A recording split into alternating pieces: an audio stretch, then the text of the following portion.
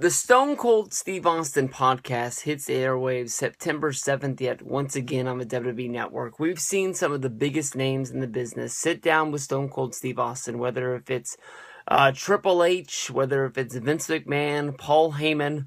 Last month we saw Paige sit down with Stone Cold Steve Austin to be honestly one of the guests that really did surprise a lot of people, that somebody would sit down with Stone Cold Steve Austin and not be at the top of the list. I know that we saw, Chris Jericho sit down with John Cena, sit down with Stephanie McMahon, sort of stealing those two guests. Some people thought there was a lot of heat between Stone Cold Steve Austin and the WWE at that time. Stone Cold tried to make everything go away, but no one really would listen to him at that point. But I guess at WWE, or maybe Stone Cold Steve Austin, WWE Network, they don't want to repeat the guests, sort of give those guests back up to Stone Cold, thinking that this is a special that's going to be lasting for a good while. They don't do these every month, but they do these to sort of kick it up on the WWE Network and make a Monday Night Raw that maybe might not be a highly rated show, but people go out of their way to watch Raw because they know at the end of the show they can flip on the WWE Network and see a 1 hour special of Stone Cold Steve Austin shooting the shit with one of the biggest names out there. Now, I thought that honestly, Paige was a good guest on the episode. I thought that at that time, we had just sort of seen the Divas Revolution start, and we can get her side of the story, basically, what is going on with the Divas, helping Stone Cold Steve Austin piece together who is Becky Lynch, who is Sasha Banks, who is Charlotte. Let them know that, these are girls that have spent their whole life training to be wrestlers. They want to wrestle. They want to go out there. They don't want to look pretty. They don't want to smile for the camera and take pictures. They want to actually wrestle. They want to go out there and have great matches like we've seen in the past. Somewhere around 2009, 2010, WWE sort of flipped the division and it went from there. But, people were sort of negative on Paige being there. Now, when it was announced that Stone Cold Steve Austin was going to be having Edge and Christian as the guests for the September 7th edition of the Stone Cold podcast, that was the first one where I sort of said, yeah, I don't know. I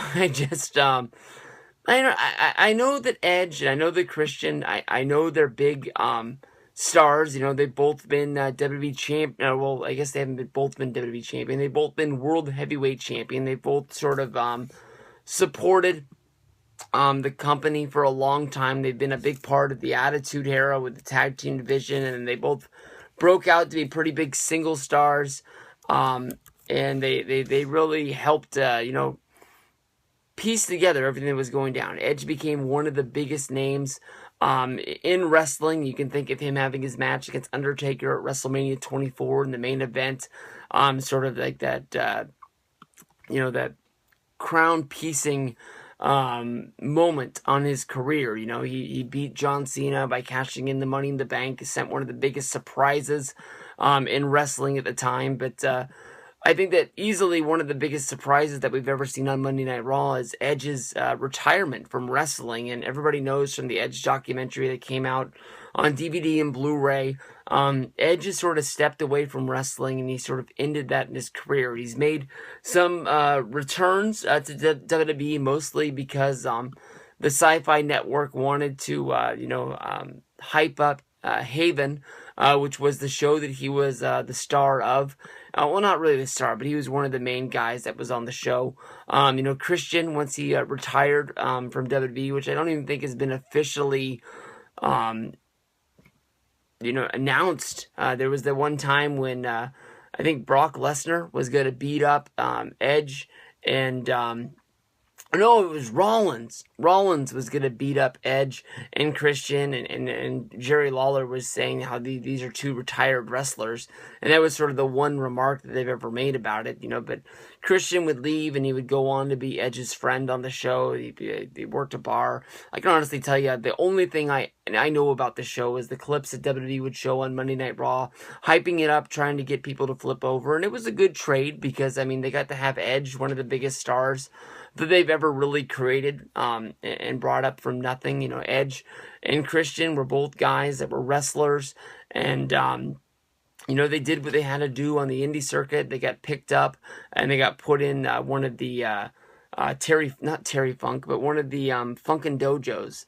What Funk is the Funk that ran it? Where basically it was in the WWE headquarters. It was just like down in the garage, pretty much, where they would bring in, talent to see how they would do in the ring, make sure that they were, WWE quality guys that they wanted to sign. They could go through all the tests. It was like the Performance Center before the Performance Center, but it was like in like the smallest places, and it used to piss Kevin Dunn off because the place where the ring was right next to where the recording studio was, and when they would take bumps in the ring, it would shake the studio, and one thing led to another, and they weren't able to have those anymore. But it was on the Hardy show. I saw it on YouTube. Somebody uploaded it up to there, but the Hardys filmed basically their own documentary about going through the dojo.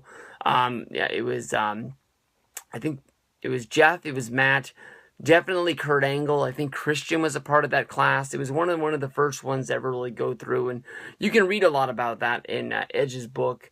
I'm not quite sure if they talked about it on the documentary or not, but I've seen documentary footage on one of them, so I think it must have to be that one. But if they're going to have Edge and Christian on the show together, you can't really break it apart and just talk to Edge about what he's doing, and Christian, you have to talk to him about, what they've done. And you can't talk about Haven because Sci-Fi canceled it. It's no longer on the air. So unless Stone Cold Steve Austin is just oblivious and asks them about the show and they have to say that it got canceled, I'm not sure. But I know that Stone Cold Steve Austin had a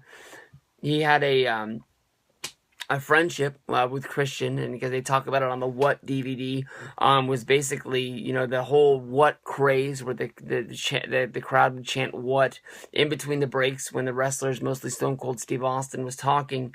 One of the stupidest things to ever get over in the history of the wrestling business was Stone Cold Steve Austin leaving a voicemail on Christian's phone, just basically saying something, what, repeating it, starting over, what, and it just grew from there. He just did it as a rib for Christian, and next thing you know, crowds are chanting it, crowds are bringing signs, they're buying the little foam fingers for it, and t-shirts, and I'm sure if you go to WWE.com, it's still one of the t-shirts that they offer, because it's just I can't believe how it's one of the most stupidest things, and WWE's done everything in the world that they can do, try to get fans to stop doing it, but certain areas still do it when entertainers come out to do promos that they don't really care about in the long run. But you talk about the tag team run. I'm not sure how many times Edge and Christian won the tag titles, but it's got to be at least 10.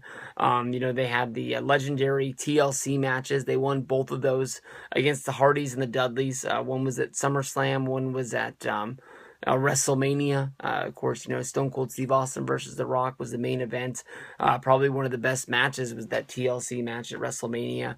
But this is going to be a real fun one. I don't really know what road they're going to go down, and the way that WWE.com, instead of hyping up the show and saying, make sure you don't miss this, it just seems like about every 5 minutes they're sending out a tweet from the WWE account, or the WWE Network account, or the WWE Universe account.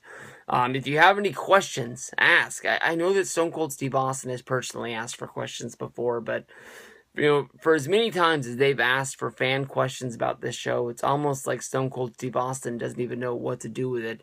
There was times when it was rumored that we were going to have Brock Lesnar, we were going to have Undertaker, we were going to have Hulk Hogan as guests for the Stone Cold Steve Austin podcast. I don't know where, Paige or Edge and Christian fit into this, but, definitely Hulk Hogan's out of WWE as of right now, so more than likely he's not going to be on there. You can't really call Jimmy Snuka at this time.